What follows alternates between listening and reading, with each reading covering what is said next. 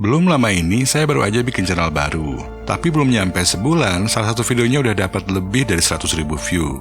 Padahal baru upload 2 video durasi panjang dan 2 video short.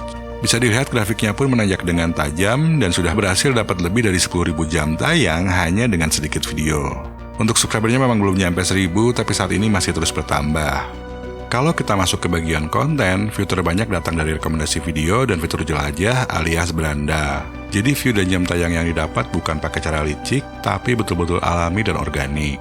Dan semua ini bukan terjadi karena kebetulan, tapi karena ada cara spesifik yang saya jalankan.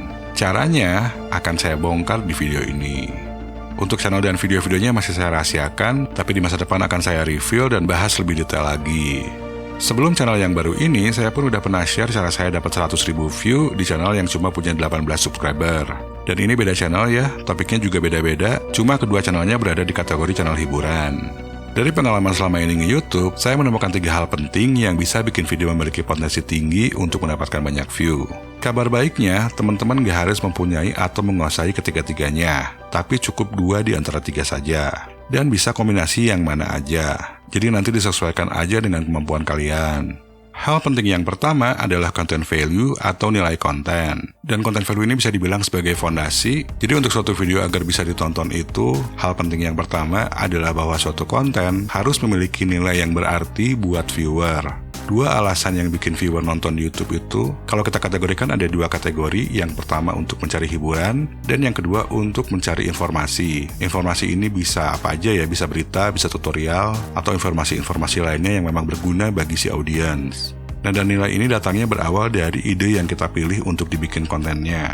Dan saya yakin tentunya kalian pun sebetulnya udah paham dengan hal ini. Cuma yang sering saya lihat, kebanyakan YouTuber pemula itu bikin konten yang memang lagi rame, tapi cuma ngikutin channel-channel lain. Jadi walaupun konten kita menggunakan ide yang sama, akan lebih baik kalau kita tambahkan suatu nilai unik, entah itu sudut pandang baru, atau digabungkan dengan ide yang lain. Nah, dan konten value itu juga nggak cuma sekedar idenya doang, tapi juga isi video secara keseluruhan. Salah satu hal yang memang terbukti ampuh selama ini, dan ini nggak cuma di YouTube, tapi juga di platform lainnya, dan juga bahkan di film, yaitu storytelling. Nah, channel yang tadi saya tunjukin di awal, video-videonya menggunakan storytelling untuk dapat retensi penonton yang tinggi. Jadi suatu video yang memiliki cerita, apalagi ceritanya itu menarik, dan kita juga menyampaikan dengan cara yang menarik, viewer itu kemungkinan akan lebih betah untuk nonton. Dan storytelling ini juga bisa dipakai di video jenis apa aja ya. Misalnya kalau kita bikin video tutorial pun, kita bisa sambil cerita. Dan kalau kita bikin vlog pun juga kalau ada ceritanya akan lebih menarik. Nah, untuk ceritanya bisa kita buat sendiri, atau kita bisa menceritakan ulang cerita menarik yang memang sudah ada. Dan ini sebabnya kalau channel-channel alur film itu banyak ditonton ya, karena tinggal menceritakan ulang apa yang ada di filmnya, dan ceritanya biasanya udah pada bagus. Cuma kalau channel alur film itu biasanya suka bermasalah dengan hak cipta. Nah, tapi untuk menceritakan ulang itu nggak harus ngambil dari film, kita juga bisa ngambil dari berita, atau mungkin dari sejarah, bisa juga dari mitologi, dan juga bisa dari sumber-sumber lainnya. Banyak juga channel-channel di YouTube yang sukses karena menceritakan ulang cerita yang sudah ada. Nah, cuma kalau kita tidak memungkinkan untuk bercerita atau menggunakan storytelling, kita bisa menggunakan knowledge atau pengetahuan yang kita miliki untuk membantu orang lain. Contohnya untuk channel Last Minute Creator ini, saya lebih menggunakan knowledge yang saya miliki untuk membantu konten kreator pemula. Nah, dan penggunaan pengetahuan pada sebuah konten itu nggak harus selalu tutorial.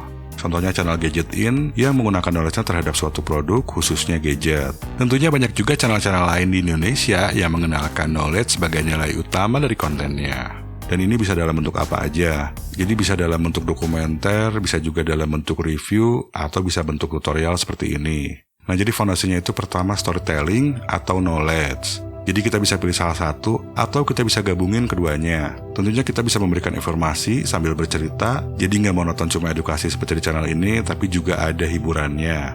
Contohnya kalau untuk channel luar negeri, seperti channelnya Mark Rober, dia menggunakan pengetahuannya untuk melakukan eksperimen, tapi juga sekaligus bercerita dan menghibur. Channel seperti Kisah Tanah Jawa pun adalah gabungan dari pengetahuan Om Hao akan metafisika dengan hiburan yang intens. Yang namanya hiburan itu nggak harus selalu rame dan lucu, tapi juga bisa intens, penuh intrik, menginspirasi, dan tentunya juga bisa informatif. Untuk hal yang kedua adalah personality.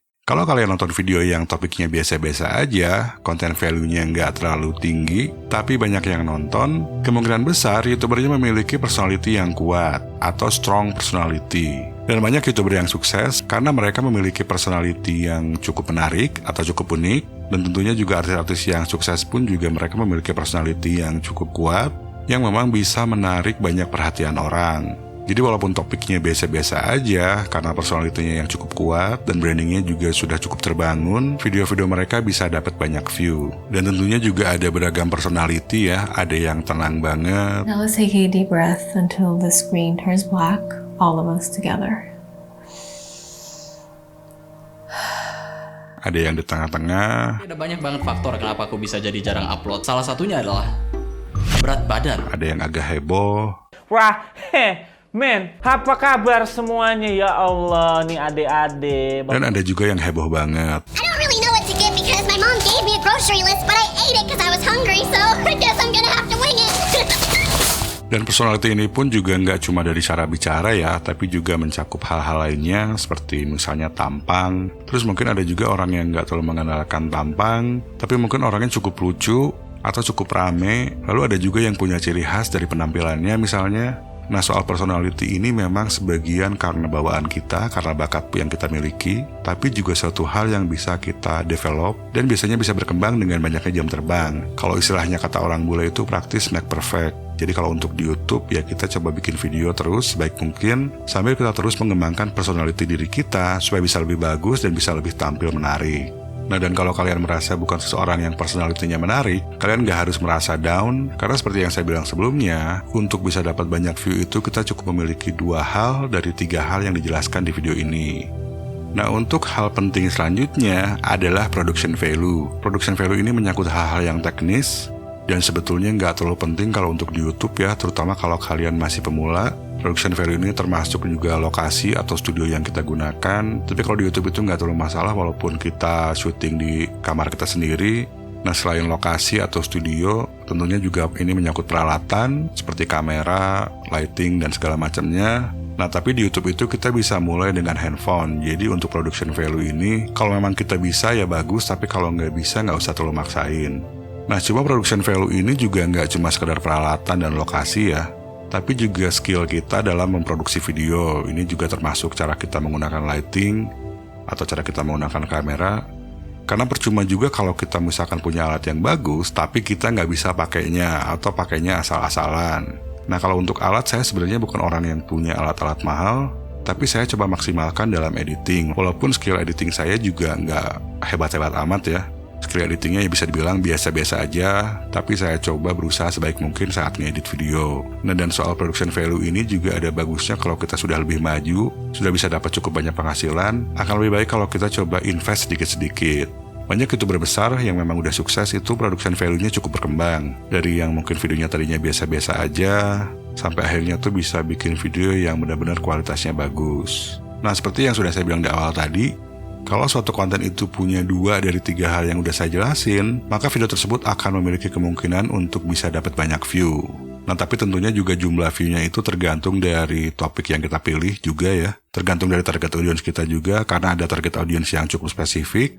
Biasanya view-nya itu nggak akan terlalu banyak, tapi ada juga target audience yang cukup lebar.